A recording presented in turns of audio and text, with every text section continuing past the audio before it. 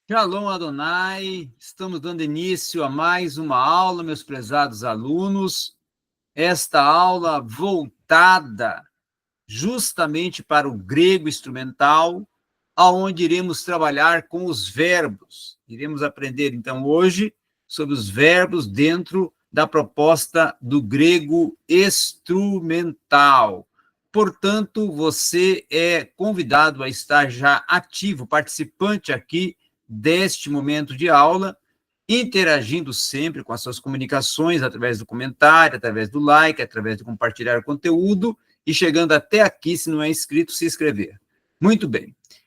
Quando trabalhamos com os verbos dentro do contexto do grego instrumental, grego neotestamentário, primeiramente nós temos que ver o verbo considerado por muitos como um dos verbos centrais do grego, no aspecto da gramática grega, que é o verbo auristo.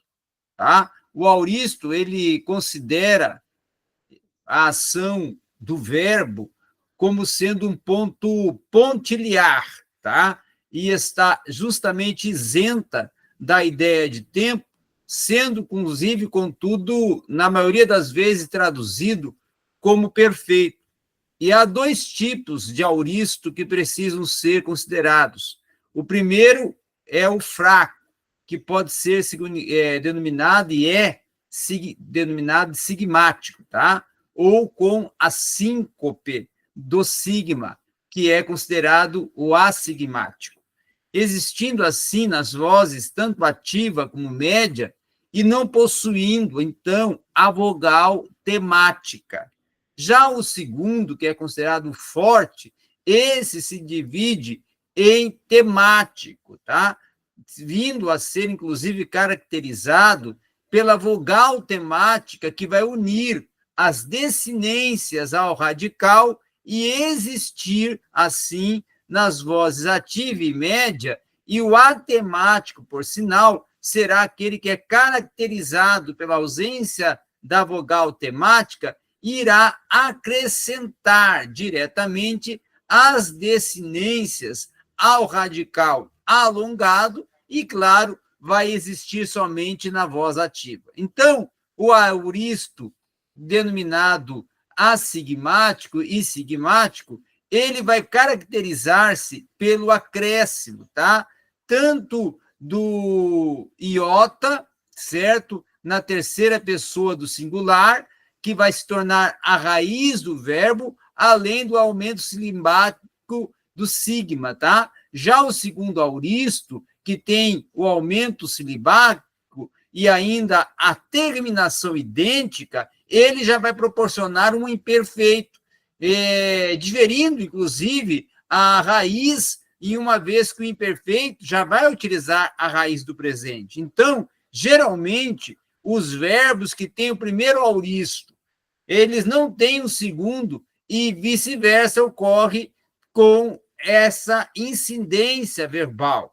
Há, contudo, também a ser considerado que os verbos que têm ambas as formas, tá? Quando isso vier a ocorrer na gramática, o primeiro auristo, então, será transitivo e o segundo considerado intransitivo. Então, o auristo, ele sempre irá possuir formas diferentes para cada uma das três vozes, a ativa, a média e a passiva. Até para se obter a forma passiva, vai se acrescentar o sufixo on, certo? Ou seja, o ônincro, certo? E também vai se ver alguns momentos do num já possuindo dissinências ativas. Então, uma outra consideração que ainda se deve ser frisada é quanto ao primeiro auristo, e que justamente vai ser aquele que ocorre com o futuro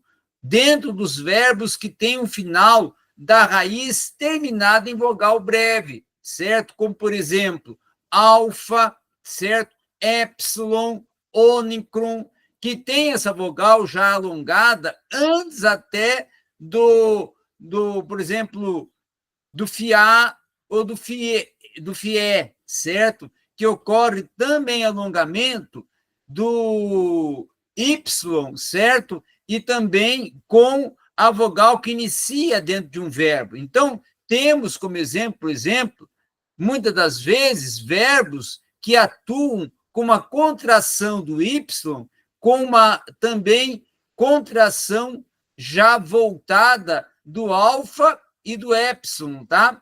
Inicial, justamente, que vai se resultará em alguns determinados momentos de incidência no num. E esse alongamento da vogal breve no num, antes de ocorrer o sufixo do fiar, há verbos, contudo, que não vão se sofrer dentro dessa variação.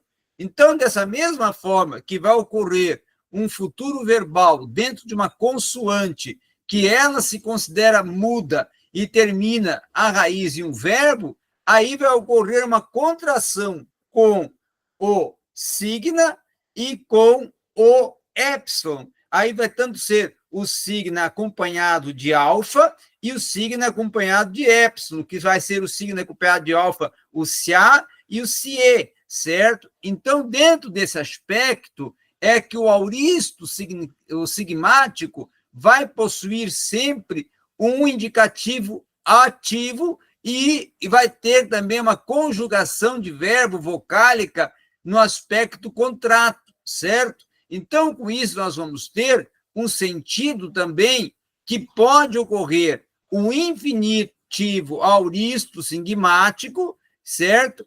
E também o sigmático do indicativo médio. Então, dentro dessa formação do auristo, tanto passivo, pela adição do ônicro e do épsilon diretamente à raiz do verbo, nós vamos ter, muitas das vezes, a ocorrência de um sufixo tanto alongado para o num, como no indicativo e no infinitivo, ficando em on, certo? Então, muitas das vezes, nós vamos ver que o verbo cuja terminação ele seja em vogal breve, ele geralmente vai ter nessa vogal alongada antes um sufixo.